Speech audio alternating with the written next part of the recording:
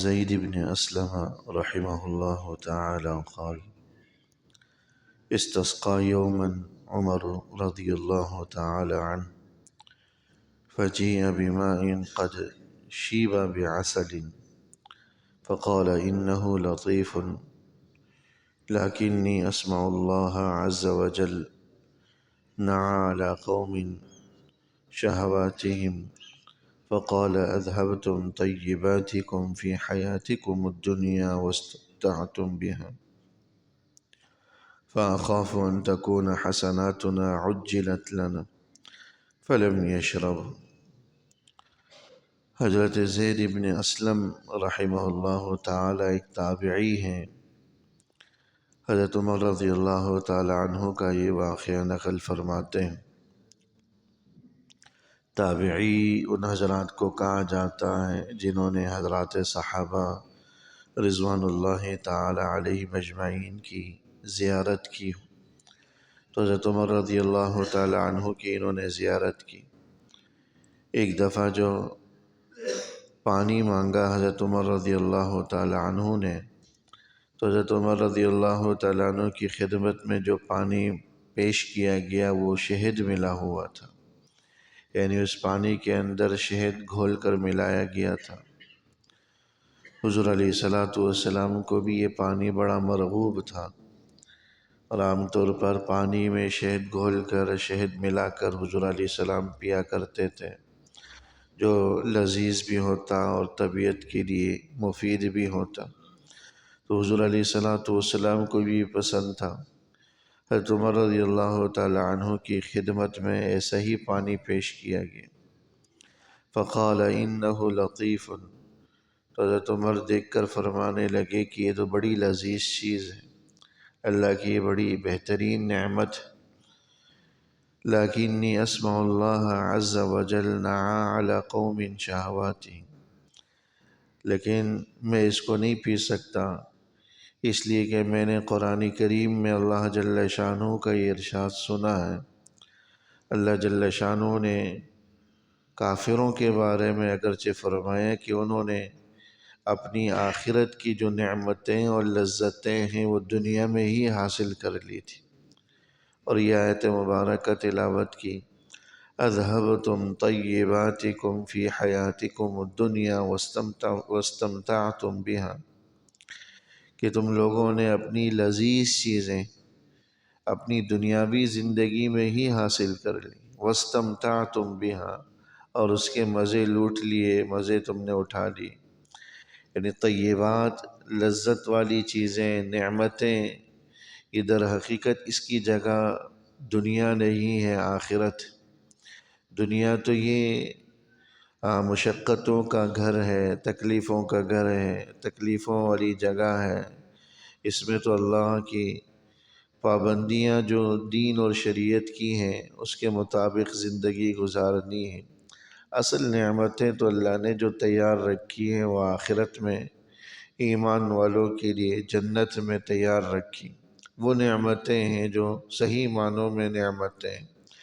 لہٰذا جو دنیاوی لذتوں میں لگ جاتا ہے، دنیاوی لذیذ چیزوں میں منہمک ہو جاتا ہے، دنیاوی لذیذ چیزیں استعمال کرتا ہے، تو گویا کہ وہ آخرت میں سے اپنا حصہ پا لیتا ہے، اپنا حصہ وصول کر لیتا۔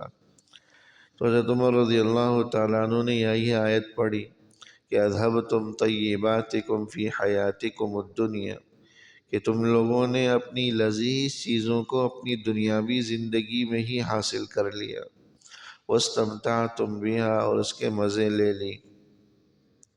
اگرچہ یہ آیت مبارکہ کافروں کے بارے میں نازل ہوئی ہے،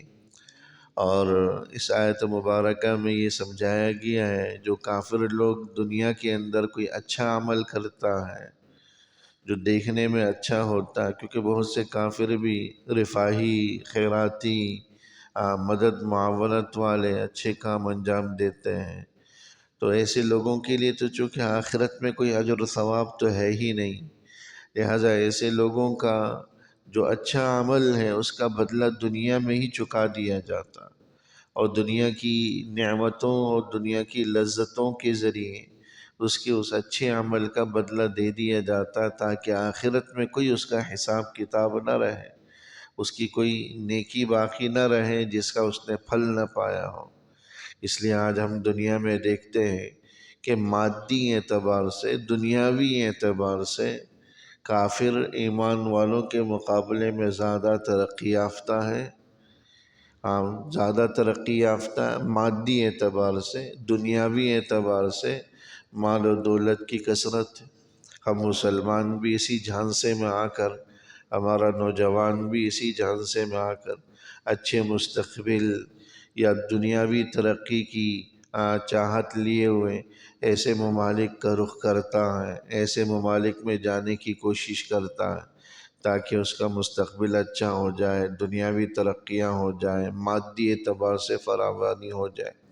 ان خواہشات کو لے کر ہمارا نوجوان باہر ممالک جا رہا ہوتا ہے، دوسرے ملکوں کا رخ کر رہا ہوتا ہے۔ تو یہ در حقیقت جو مادی اعتبار سے ہمیں ترقیاں کافروں میں نظر آ رہی ہیں، یہ در حقیقت ان کی کچھ ان اچھائیوں کا بدلہ ہے جو دنیا میں ہی ان کو دیا جا رہا ہے تاکہ آخرت میں کوئی حساب و کتاب ہی نہ رہے، آخرت میں کوئی آخرت میں کوئی نعمتوں کا، ان کے احسانات کا اور ان کی اچھائیوں کا بدلہ ہی نہ رہے اور دنیا میں ہی حساب مکمل ہو جائے۔ تو حضرت عمر رضی اللہ تعالیٰ عنہ نے یہ آیت مبارکہ پڑھی اور پڑھ کر بتلانا یہ چاہ رہے تھے کہ ایک جو لذیذ نعمت مجھے مل رہی ہے، شہد ملا ہوا ہے، پانی ہے، پانی بھی اپنی ذات میں اللہ کی بڑی نعمت ہے، اور اس میں اگر شہد بھی ملا ہو جو ایک مستقل نعمت ہے تو پھر تو یہ تو ڈبل نعمتیں جمع ہو جاتی۔ تو یہ لذیذ چیزیں ہیں، نعمت ہے، لیکن میں اس لیے نہیں پیتا کہ مجھے ڈر ہے ان تکون حسناتنا عجلت لنا، کہ کہیں میری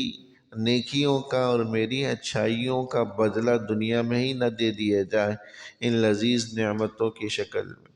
قرآن کریم میں بھی اللہ جل شانہ نے ایک جگہ یہ بات بیان فرمائی، من کان یرید العاجلۃ عجلنا له فیہا ما نشاء، جو اپنی اچھائیوں کا بدلہ جلدی چاہتا ہے، دنیا میں ہی چاہتا ہے، تو عجلنا له فیہا ما نشاء، تو ہم اس کو دنیا میں ہی اس کی اچھائیوں کا بدلہ دے دیتے ہیں۔ لہذا جو اس کا طلبگار ہوتا ہے کہ مجھے میری حسنات اور میری نیکیوں کا بدلہ دنیا میں ہی مل جائے، تو اللہ دنیاوی اور مادی لذتوں اور نعمتوں کی شکل میں اس کو بدلہ دے دیتے ہیں۔ اس لیے حضرت عمر رضی اللہ تعالیٰ عنہ نے فرمایا کہ فَأَخَافُ أَن تَكُونَ حَسَنَاتُنَا عُجِّلَتْ لَنَا، مجھے ڈر ہے کہ کہیں ہماری اچھائیوں کا بدلہ ان لذیذ نعمتوں کی شکل میں دنیا میں ہی پیشگی نہ دے دیا ہو، فَلَمْ يَشْرَبْهُ، لہذا حضرت عمر رضی اللہ تعالیٰ عنہ نے اس پانی کو نہیں پیا۔ تو جو دنیا میں جتنی بھی لذتیں ہم استعمال کر رہے ہوتے ہیں تو در حقیقت اپنے آخرت کا حصہ ہم وصول کر رہے ہوتے ہیں، جو آخرت میں ہمیں ملنا ہوتا ہے اس کا کچھ حصہ ہم پیشگی لے رہے ہوتے ہیں، کچھ حصہ اللہ جل شانہ آخرت میں عطا فرمائے۔ اس لیے جو جس قدر کم لذتوں میں خود کو، خواہشات میں خود کو لگائے گا، آخرت میں اللہ کی ایسی لذتیں اس کو میسر آئیں گی جس کا اس نے دنیا میں تصور بھی نہیں کیا۔ اور جو دنیا میں خود کو لذات میں، خواہشات میں، شہوات میں لگائے گا، آخرت میں اس قدر ہی محرومی ہوگی۔ جیسا کہ آپ نے یہ بات بھی سنی ہوگی، جنت کی شراب جو اللہ جل شانہ نے جنتیوں کے لیے تیار کر رکھی ہے، وہ ایسی ہوگی جو دنیاوی شراب کی طرح انسان کے دماغ کو، ذہن کو سنی کرے گی، غائب دماغ نہیں بنائے گی، اور وہ ہوش و حواس میں ہوگا، محض لذت اور سرور حاصل ہو۔ لیکن یہ نعمت آخرت میں، جنت میں صرف انہی جنتیوں کو میسر آئے گی جنہوں نے دنیا میں اس سے پرہیز کیا ہوگا،